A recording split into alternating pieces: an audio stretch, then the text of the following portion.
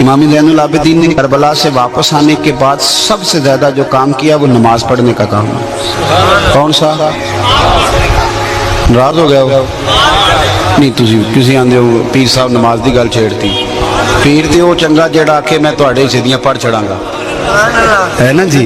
वही चंगा ना पीर जेड़ा कहे मैं तेरे लिए गट कर छड़िया है। उस पीर का अपना भी गट हो जाना, याद रखे। ये बड़े बदबख्त हैं, ये लोगों को दीन बेजार करते हैं, ये कहानियां सुनाते हैं, बड़े जालिम जाबर लोग दीन से दूर करते हैं।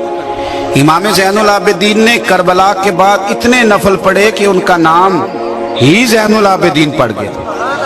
इतनी इबादत करते थे, इतनी। एक दिन नफल पढ़ रहे थे, घर में आग लग गई, सारा मोहल्ला आग बुझा रहा है, बेटा भी पास होया हो और इमाम साहब नफल पढ़ रहे हैं। नमाज के बाद आग बुझ गई, नमाज से फारिग हुए तो बीबी कहने लगी अल्लाह आपका भला करे, सारा मोहल्ला आग बुझा रहा था और आप नफल पढ़ रहे थे। फरमाने लगे मुझे तो नहीं पता चला, मुझे तो नहीं पता चला। इतने नमाज पढ़ने सार बंदा नाल वाले नाल लड़ पैंदा, कहंदा तेनू पैर नहीं सीधे रखने आउंदे। भाई तू अपने ध्यान कर, तू नमाज पढ़दा सैं कि इधर उधर वेंदा सा पिया? ये बाद में बता लेना, मेहरबानी करना। वो नमाज पढ़ते ही ना उसी वक्त नाराज हो जाता। इस तरह जैसे सारी तवज्जो दाएं बाएं थी बेचारे। हजरत इमाम ज़ैनुल आबिदीन फरमाने लगे भाई मैंने आवाज कुछ सुनी थी पर मेरी तवज्जो नहीं गई। कहा जनाब हम आग बुझा रहे थे। तो इमाम साहब फरमाने लगे चलो बहस की क्या जरूरत है, तुम दुनिया की बुझा रहे थे, मैं जहन्नम की बुझा रहा था। फिर एक और आदत थी इमाम ज़ैनुल आबिदीन की, रात को ना अपनी पुश्त पर आटे के थैले रख के तो गरीबों के घरों में पहुंचा के आते थे। गरीब को ना रोटी तो मिल जाती है पर उसे इज्जत नहीं मिलती, उसे इज्जत नहीं मिलती। ये हमारे लाहौर में ना अखबार में एक बड़ी शानदार खबर आई कि बीबी को लोगों ने बताया कि इमदाद देनी है। बीबी लोगों के घरों में काम करती थी, बेवा औरत थी और उसने बच्चे पाल लिए थे। बेटा उसका मैट्रिक कर गया था, तो बेटी जो थी वो भी मैट्रिक में थी। तो आटा बांटने आ जाओ, तो अब आटा बटता ही तब है जब 15 बंदे फोटो उतार लें। तो वो चूंकि खर्चे खुर्चे चलाती थी बर्तन धो के, तो कुछ हालात ऐसे ही थे। उसने कहा चलो ले आती, वो ले आई। तो सेठ साहब ने आटे का थैला दे दिया। तो अगली सुबह ना उसकी बेटी और बेटा वो आटे का थैला वापस कर गए।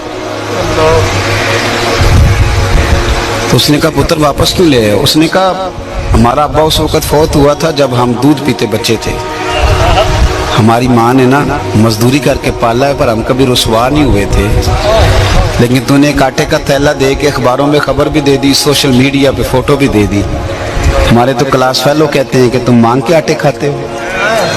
हमारा रिवाज इतना कड़ा और इतना सख्त है, मैं तो कभी कभी परेशान, मैंने देहातों में देखा है इमाम मस्जिद को बिठा देते हैं, उत्थे बैठ तेन देने हैं दाने, बैठा हुआ। जिसके पीछे नमाज पढ़ते जो अल्लाह और हमारे दरमियान वसीला बनता उसको कहते हैं देते हैं दाने।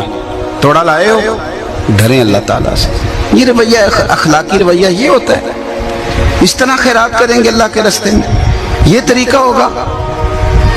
इमाम ज़ैनुल आबिदीन, मैं बस बात समेटने लगा हूँ। इमाम ज़ैनुल आबिदीन रज़ी अल्लाह ताला अन्हु अपनी पुश्त पर थैले रख के, पीर साहब तो अपने हाथ से अपने जूते नहीं उठाते, थैला पुश्त पे, आसान बात है।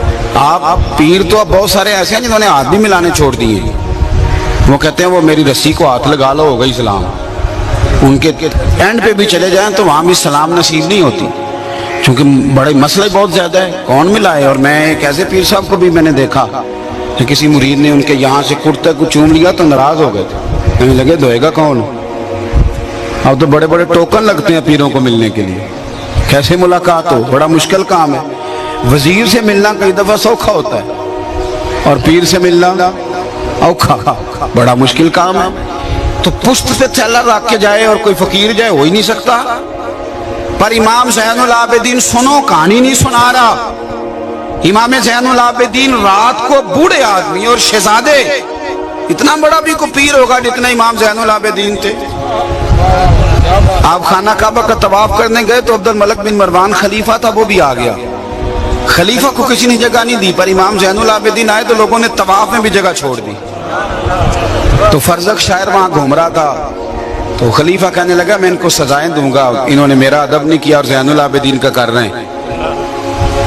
تو فرزق بڑا بہترین لائق فائق ذہین آدمی تھا، کہنے لگا ان کو تو سزائیں دے لو گے تو حجر اسود کا کیا کرو گے؟ کہا جناب حجر اسود کو کیا ہوا ہے؟ فرمانے لگے جدھر جدھر زین العابدین مڑتے ہیں حجر اسود بھی ادھر مڑتا جاتا ہے، وہ دیکھو کتنا ادب کر رہا ہے حضور کے شہزادے کو، اس کو کیا سزا دو؟ تو اپنی پشت پر تھیلے رکھ کے رات کو تنہائی میں غریبوں کے گھروں میں پہنچا کے آنا۔ انتقال ہوا تو کمر پہ نا موٹے موٹے داغ پڑ گئے۔ لوگوں نے بیٹے سے کہا کہ یہ نشان کیوں ہیں؟ فرمانے لگے میرا ابا رات کو لوگوں کے گھروں میں لنگر پہنچا کے آتا تھا، تو لوگ دیکھنے لگے شہزادے کی طرف کہ آپ کیوں نہیں جاتے تھے؟ تو فرمانے لگے میں کہتا تھا، پر حسین ابن علی کا بیٹا کہتا تھا نا پتر اگر تجھے بھیجوں گا تو اس غریب کا نام بھی بتانا پڑے گا، میں اسے رسوا نہیں کر سکتا۔ پھر لوگ آئے، جنازہ اٹھا تو دنیا آئی، کسی نے کہا میرا 15 سال خرچہ زین العابدین نے دیا، کسی نے کہا میری بیٹیاں زین العابدین نے بیاہ دی، کوئی ادھر رو رہا ہے کوئی ادھر رو رہا ہے۔ اکھاں جدو میٹیاں زمانہ مینو روے گا، اپنا تے اپنا بیگانہ مینو روے گا، اور جدو نہ میں دسیا میں خانہ نو میں خانے وچ جام ٹوٹ جان گے تے میں خانہ مینو روے گا، کئی لک لک رون گے تے کئی بک بک رون گے، گلیاں دا یانا تے سیانا مینو روے گا۔ امام زین العابدین نے بتایا غریب کا درد۔ امام حسین جا رہے تھے نا تو رستے میں غریب سڑک پہ بیٹھ کے روٹی کھا رہے تھے، کہنے لگے حسین ہمارا بڑے دنوں سے دل تھا آپ کی دعوت کریں، آئیں گے؟ تو امام صاحب گھوڑے سے اتر گئے اور وہیں نہ جبہ سمیٹ کے زمین پہ بیٹھ گئے۔ آنکھوں نہ کسی پیر صاحب نو کیا ہو اتنے بہ کے تسی بھی لنگر کھاؤ، آنکھوں نہ ہیں سارے ہی ماشاءاللہ کرنی والے، کسی کو کہیں امام زین العابدین رضی اللہ تعالیٰ عنہ وہیں، حضرت امام حسین وہیں بیٹھ گئے اور بہت ساری روٹی کھائی، ان کے ساتھ اٹھنے لگے تو آپ کے شہزادے نے جاتی دفعہ پوچھا کہ ابا جی آپ تو دن میں ایک دفعہ کھاتے ہیں، ابھی کھا کے آئے تھے پھر کھا لی، اور اتنی کبھی نہیں کھائی جتنی اب کھائی۔ فرمانے لگے پتر بھوک نہیں تھی پر غریبوں کا دل تو رکھنا تھا نا۔ اعلیٰ حضرت بریلوی رحمت اللہ علیہ کی ایک نا چھوٹے سے یتیم بچے نے دعوت کی، اعلیٰ حضرت چلے گئے، اس نے سڑک پہ بٹھا لیا، کہنے لگا اندر جگہ کوئی نہیں، وہیں بیٹھ کے روٹی کھائی تو باجرے کی موٹی روٹی، چنے پکائے تھے چنے کی دال تو وہ بھی کچی، تو اعلیٰ حضرت بوڑھے بزرگ آدمی تھے، اب وہ بڑا مشکل کام تھا، پر پوری روٹی کھا گئے، حالانکہ سوجی کے بسکٹ کھاتے تھے دوپہر میں، وہ کھا گئے۔ سید ایوب علی رضوی صاحب رحمۃ اللہ علیہ کہتے ہیں میں ساتھ تھا رستے میں، میں نے کہا حضور طبیعت خراب ہو جائے گی، آپ نے یہ کیا کیا؟ آپ ٹھیک نہیں تھے تو آپ کو بتانا چاہیے تھا کہ میرا معدہ اسے قبول نہیں کرتا۔ تو آپ فرمانے لگے شاہ جی طبیعت خراب ہوگی تو ٹھیک بھی ہو جائے گی، پر اگر یتیم کا دل ٹوٹ جاتا تھا پھر اسے کون ٹھیک کرتا، کون اسے ٹھیک کرتا؟ میرے مرنے پہ ہر سو شور مچ جائے گا، دیکھو گے کہنے الوداع سرکار خود تشریف لائے۔